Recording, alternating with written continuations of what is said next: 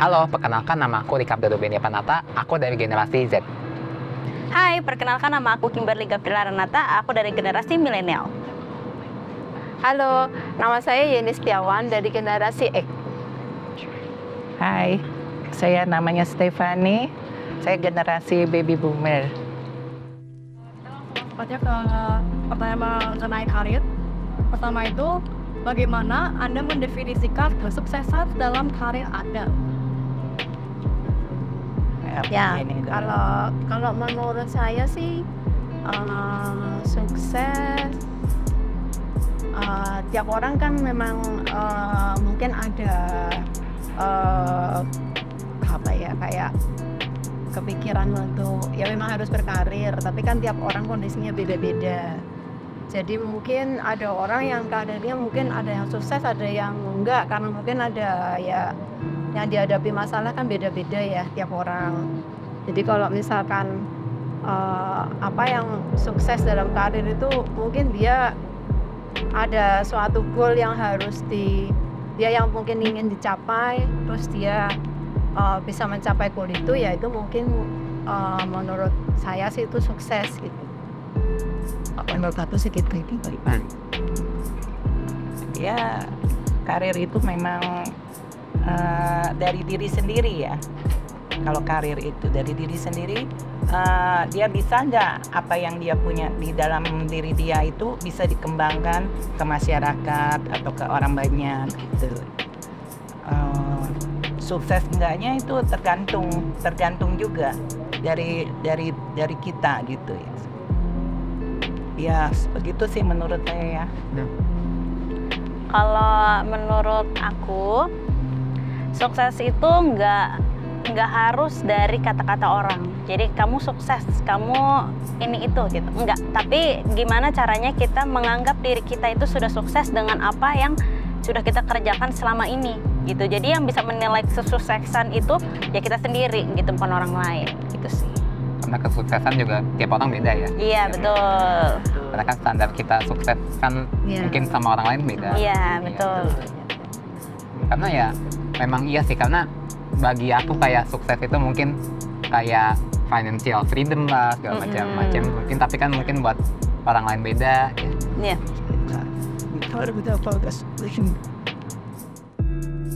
Kalian profesi apa sih yang menjanjikan? Ini dari siapa dulu? Ya boleh Pak. Sama House. Ya, Mungkin disini dan Citra. Mungkin dari aku dulu kali ya. Profesi itu sebenarnya kalau misalnya dari aku, karena memang aku kan ngambilnya juga di desain komunikasi visual ya.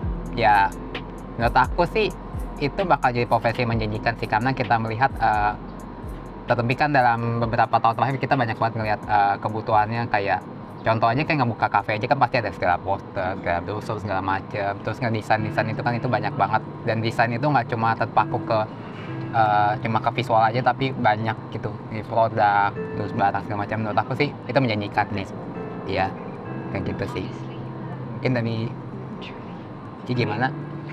Kalau aku, karena aku backgroundnya anak komunikasi, lulusan sarjana komunikasi, jadi menurut aku kalau sekarang ini ya, karena kita kan ngikuti perkembangan zaman juga, kalau sekarang ini nggak bisa kita memungkiri kalau misalkan kreatif itu mungkin salah satu yang nggak bisa digantikan dengan robot untuk saat ini ya. Nggak tahu nantinya, cuman Iya, kalau menurut aku kreatif itu yang akan keluar itu dari manusia, karena itu emang udah anugerahnya kita gitu. Jadi sepintar apapun robot nggak akan bisa menyaingi manusia. Jadi kalau menurut aku segala yang kreatif misalnya ya kayak content creator, terus habis itu YouTuber, itu kan mereka secara tidak langsung mereka juga berkreativitas, beredukasi. Jadi itu sih yang nggak ada ya. Nggak bisa tergantikan. Iya, nggak bisa tergantikan, dan menurut aku menjanjikan gitu. Benar sih memang. Kalau menurut aku sih banyak hal sih yang menjanjikan. Kreatif betul, desain betul, tapi kalau mundur sedikit ya, kalau aku kan backgroundnya accounting. Nah, accounting juga masih menjanjikan karena semua hal itu butuh yang namanya accounting. Iya, betul. Hitung-hitungan Jadi ya, mungkin benar. tiap profesi itu ada bagian-bagian yang menjanjikannya mungkin di bidang masing-masing. Menurut aku sih gitu. Menurut Ya menurut saya sih dulu waktu zamannya masih saya bekerja, saya kan bagian pembelian ya. Jadi itu di perusahaan itu kalau nggak ada pembelian itu kan juga nggak bisa nggak berjalan jalan. istilah katanya. Iya, Jadi betul. saling berkaitan lah semuanya itu saling tolong menolong lah istilah katanya. Berhubungan lah ya, berhubungan, berhubungan ada ya. hubungan ya semuanya ya menurut saya sih Masih menjanjikan masih semua menjadikan ya. semua ya. Tapi balik lagi ke pekerjaannya itu juga kan. Betul, Iya. balik lagi ke pekerjaan itu. Apa yang kita kerjakan, ya kita benar-benar kita terapin, ya pasti berjalan. Ya. Begitu, ya. Betul. Ya. Bagaimana Anda melihat peran work-life balance dalam karir Anda? Agak susah sih itu mengatur untuk work life balance ya. Kadang kita dituntutnya worknya lebih banyak. Kadang kalau pas kita di keluarga ada masalah, kita juga pasti fokus ke masalah keluarga itu dulu. Betul. Gitu ya, kita Ya. gimana caranya kita menyesuaikan, mungkin lebih pintar mengatur waktu ya kali ya. Terdapat suatu pernyataan, kegagalan adalah bagian penting dari pertumbuhan karir dan pembelajaran. Bagaimana pendapat kalian mengenai pernyataan tersebut? Betul sih. Ah, Betul, soalnya kalau dari gagal kita bisa belajar Betul. ya. Kan nggak mungkin setelah gagal kita ngulangin kegagalan itu lagi. Kalau kita Apalagi bisa yang kalau bisa kita ya menghindari yang udah pernah Terjadi. menjadi yang lebih baik. Itu ya memang orang kalau udah gagal itu emang merasa kayaknya udah nggak ada harapan dia pikir. Ternyata dari itu kita harus lebih belajar. Jadi gagal kita gagal pertama nih nggak mungkin kan jadi gagal kedua lagi gitu. Jadi kita udah bisa membaca lah istilah kata mempelajari kegagalan kita nih pertama begini, keduanya itu kita nggak mungkin istilah kata dipakai lagi gitu ya, istilah kata ya mengulangi lagi. Itulah yang kita harus benar-benar lebih maju lagi dari kegagalan pertama gitu. biar nggak sampai terulang juga lagi kan ya. Betul, jangan sampai terulang. Bisa dijadiin pembelajaran juga. Betul. Nah, jadi kegagalan itu jangan membuat kita down istilah kata. Harus kita lebih meningkatkan lagi gitu. Tapi gini ya, kalau biasa anak-anak muda tuh sekarang tuh apa-apa kena mental gitu ya. Apa-apa kena mental. Tapi menurut aku sebagai anak-anak masih ya, kehitung lah ya generasinya masih oke lah ya. Antara 2000-an. Iya. 99 lah ya, gitu ya. Oke lah ya. Nah, kalau menurut aku sebenarnya ada kadang-kadang kita tuh suka ngeliat tuh hal-hal yang negatifnya dulu, jadi gitu ya. Jadi sebagai anak muda tuh kayak kenapa ya kok gue gagal sih? Kenapa sih kok gue nggak bisa kayak gini? Sebenarnya nggak salah, karena kenapa? Kita kadang-kadang juga terdorong dengan keinginan orang tua juga nggak sih? Jadi kayak kadang-kadang kita aduh gimana ya takut ngecewain mereka gitu kan. Tapi sebenarnya kalau kita lihat-lihat lagi ya, sebenarnya kalau misalnya kita gagal itu adalah berarti Tuhan tuh masih memberikan kita suatu kesempatan gitu untuk kita memperbaiki diri kita lagi. Jadi daripada mengeluh, justru kita kayak ngaca dulu, gue salahnya di mana ya? Gue kurangnya di mana ya? Kenapa dia lebih bagus dibanding gue ya? Gitu loh. Jadi kita membikin a best version of us gitu loh. Iya. Jadi kayak ini loh yang terbaik yang gue bisa gitu. Pasti itu akan beda deh. Orang yang udah pernah gagal sama orang yang lurus saja karirnya dalam hidup apapun itu pasti beda. Kenapa? Karena pola pikir mereka itu udah terbentuk gitu. Kayak mereka harus ngapain gitu. Lebih Terus ditempa. iya, Manage. jadi mereka tuh udah terasah dulu dalam lingkungan ya. Jadi nantinya kalau dia once misalkan itu di perkuliahan deh, Iya. nanti di dalam pekerjaannya pasti dia beda. Pasti dia lebih bisa memecahkan masalah gitu dibanding anak-anak yang lurus aja gitu mungkin ya. Ada tantangan. Iya, jadi kurang gitu. Jadi mereka juga nggak ada yang diasah, apa yang mau diasah gitu. Jadi kurang tajam gitu. Mungkin kadang-kadang sekarang ada privilege ya, ada ya privilege. Jadi privilege itu juga sebenarnya bagus. Cuman somehow kita juga dengan privilege itu kita juga harus nge-challenge diri kita nih. Gimana caranya kita bisa nggak ya? Gua kayak gini. Jangan mau kita termakan oleh ke privilege doang gitu. Justru kita juga harus develop diri kita jauh lebih baik dibanding yang sekarang gitu. Kenapa kayak gitu? Karena kita nggak akan ada titik di mana kita oh ya kita udah oke, sekarang gini-gini aja, nggak mungkin gitu. Kita dalam hidup pasti sampai kita tua pun nih itu pasti itu harus ada gitu. Karena itu kayak salah satu alasan kita untuk hidup Iya. juga ya. Karena ya namanya, karena memang juga hidup kan kita pasti ada di atas, ada di bawah. Karena Iya. namanya ada sukses, kita pasti ada gagal juga. Dan maka itu jadi jangan kegagalan memang kadang-kadang ya kok, apalagi emang buat anak muda kita tuh, aduh stres banget sih kok kita gagal. Kenapa? Kok kayaknya apa yang kita lakukan kayaknya nggak sesuai apa yang kita mau kan. Cuma ya baik lagi setiap itu pasti ada maknanya artinya masing-masing lah. Kadang-kadang kalau memang kegagalan ya ambil hikmahnya aja lah. Mungkin dari kegagalan itu kita bisa mungkin harusnya next time-nya kita perbaikin bagian ini apa yang kita perbaikin. Karena balik lagi ya itu anggap aja jadi pembelajaran lah, karena pasti dari situ semua kita bisa jadiin pembelajaran gitu. Oke. Apa hal-hal yang penting dalam menjalin suatu hubungan? Hubungan ya. Yang pasti komunikasi sih ya. Karena kita gimana pun terlebih buat untuk membangun hubungan itu kan, terlebih untuk orang-orang baru kan pasti kita perlu komunikasi yang baik kan. Karena gimana kayak orang baru nih pasti kan kita ngeliat gimana nih kita cara ngobrol enaknya. Pasti pertama itu komunikasi sama dia yang baik gitu. Kayak mungkin bisa mulai juga dari perkenalan segala macam. Lalu juga attitude, bagaimana cara kita bersikap juga ke orang tersebut. Karena kan terlebih kalau kita mau langgeng ya istilahnya, hubungan kita tahan lama juga, kita harus punya tata krama yang baik juga gitu sama dia. Gimana kita bisa ngobrol sama dia, terus ya gimana cara ngobrol yang baik gitu segala macam. Setuju. Ya, kalau komunikasi sih emang penting banget ya di dalam semua hubungan gitu. Tapi balik lagi kita komunikasinya sama siapa gitu. Kalau misalkan komunikasi sama orang tua berarti ya kita harus ada rasa respect.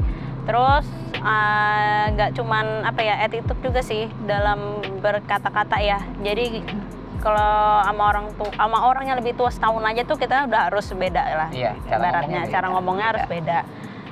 Mungkin nggak semua orang juga, kadang kan kita sekarang kalau ada yang udah lebih tua panggil nama aja gitu kan. Tapi somehow ya kalau misalkan kayak gitu tuh kita harus tetap ada boundaries yang kita taruh gitu. Ya ada batasannya. Bukan kayak kita seumuran walaupun dia mau manggil nama ya. Karena nanti kalau itu menjadi kebiasaan nantinya takutnya keceplosan gitu pas sama orang yang jauh lebih tua gitu. Kayak gitu sama aja kayak kita sama temen gitu ya. Kalau sama temen mungkin lebih ke arah santai, casual, tapi tetap harus ada respect juga lah ke dia. respect. Jangan sampai tahu-tahu kita ngomong keceplosan apa, malah kita bingung kan. Iya, betul. Karena kita juga harus mengidentifikasi nih kira-kira nih orang nih karakternya gimana sih. Kita kan belum tahu. Iya. Kita kan kalau baru tuh. Ya kalau saya ya karena kita udah istilah kata udah orang tua ya. Jadi hubungan itu ya mungkin sama teman-teman kita yang Surabaya dulu masih sekolah istilahnya. Jadi itu benar-benar harus kita jalin. Ya mungkin zaman-zamannya dulu mungkin belum ada HP ya. Iya, Kalau zaman beda. sekarang udah ada HP beda lah. Foto-foto juga kita kan cuman hanya pakai foto kamera doang ya. Kalau sekarang kan udah ada WhatsApp atau apa gitu. Jadi itu sesama teman-teman itu kita harus menjalin hubungan walaupun kita udah semuanya udah berkeluarga, mungkin udah punya cucu atau gimana. Kita harus benar-benar menjalin lagi lah hubungan pertemanan itu sampai kalau ada kumpul-kumpul atau apa kita bertemu gitu ya dengan teman-teman ya mungkin kita bisa bercerita tentang masa-masa kita sekolah atau gimana gitu. Itu harus kita jalin sampai ya semua juga kita sering adakan kumpul gitu.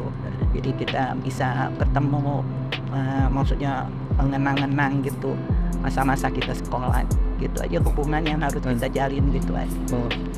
Luas sih ya hubungan. Iya. Maksudnya kalau jadi mungkin dari teman waktu kecil Betul. sampai kita udah berumah berumah tangga itu kan buat teman kan pasti tambah banyak. Tambah ini ya memang harus lebih gimana ya? Erat lah lebih Ya, kita. harus lebih keep in touch maksudnya tetap biarpun udah jauh tetap ada ininya lah masih bisa komunikasi terus gitu loh. Karena udah zamannya kan udah beda, lebih gampang. pakai gadget gitu. Iya betul. Iya. Kalau dulu kan Kita nggak pakai mungkin. surat ya, benar-benar lama surat menyurat benar. nyampenya. Sekarang tinggal HP doang video call udah. Video call udah Wah, bisa lebih walaupun gampang dia udah lagi. di luar negeri Iya, bagaimana kita lebih bisa gampang. Itulah hubungan yang benar-benar kita walaupun jauh tapi kita Tetap bisa dekat rasanya. dekat ya betul. Iya sih. Iya begitu. Apakah kalian mengetahui istilah extrovert dan introvert sebelumnya? Kamu tahu? Belum tahu ya. Hah? Tante belum tahu ya? Belum. Lebih detailnya sih belum tahu. Lebih detailnya kita Ya. Ada detailnya ya. Mari jelasin ini ya. Ya. Coba dari pandangan kamu dulu deh. Ya, extrovert ya pasti orang yang lebih aktif ngobrol. Biasanya orang-orang yang extrovert tuh lebih sering ngobrol sama temen, nimbrung kemana-mana. Terus dia kalau aktif banget lah kalau di luar-luar gitu. Sedangkan kalau introvert tuh ya lebih aktif tapi dia lebih suka tapi sendirian gitu. Kalau misalnya dia rame-rame tuh kayak aduh Malu Nggak gitu. nyaman ya gitu ya. nggak tahu nyaman gitu. Iya. Ya kayak gitu sih kalau Kayak kurang lebih malu-malu gitu extrovert ya. introvert gitu ya. Kalau menurut aku ya, justru kalau extrovert emang bener sih kayak gitu. Mostly ya yang kelihatan Iya. ya. Tapi sebenarnya extrovert juga bisa jadi introvert. Kalau misalkan social battery dia udah habis Iya. gitu. Jadi misalkan udah ketemu kita seneng kan, kita ngechat. Tapi habis itu kayaknya kita udah capek ya hari ini, kita diem dulu deh di rumah ya, gitu. nggak ada makan. Iya. Kata bisa juga. Boros juga Tan, Boros. itu juga boros Tan. Kalau ketemu sama orang kan gitu Iya, kan, iya, betul. seru sih seru. Pasti itu sampai jam berapapun kita Nimbrung-nimbrung aja oke gitu ya. gitu. Tapi ya balik lagi ya, Ya, itulah. tiap orang beda sih. Tapi kalau introvert yang biasa kita tahu ya emang dia memang lebih pendiam. Tapi sebenarnya kayaknya Dia tuh dia bisa ngobrol tapi dalam lingkungan yang kecil gitu loh. Mungkin orang-orang tertentu. Iya, kali. Dia tuh orang-orang bisa. tertentu. Dia tuh bisa lebih asik ngobrol sama orang, tapi mungkin kayak lingkup kecil bisa 2 sama 3 orang doang. Iya. Gitu. Tapi kalau bisa lingkup yang ramai biasanya memang baru Iya. cerita. Kayak malu gitu. Iya. Iya. Biasa kita dengarkan Kita- seperti itu. Sosialis kebetulan ataupun komunikasi antar pihak. Saya kira menurut kalian apakah orang extrovert lebih banyak ngomong dibanding orang itu? Nah, ini yang tadi nih, Ci. Gimana, Ci? Ada situasi. enggak juga kayaknya kalau kata aku mah. Pastinya. Kalau introvert juga bisa sebenarnya bisa juga Bisa. dia rame, cuman ya sama mungkin dia lebih picky ya dalam Iya. memilih orang. Iya. Gitu. Jadi kalau misalkan dia yang berada di safe zone-nya dia, ibaratnya nih safe place-nya dia, safe home-nya dia, pasti dia bakalan gimana ngomongnya? Yang dia nyaman. Ya, Lebih nyaman lah. Iya Enak lebih, nyaman. iya lebih kayak diri dia aja gitu. Iya. Kalau misalkan extrovert kan, mungkin dia bisa extrovert biasanya bisa sama introvert, bisa sama extrovert juga, Bisa. ya kan? Cuma kalau introvert itu dia lebih memilih.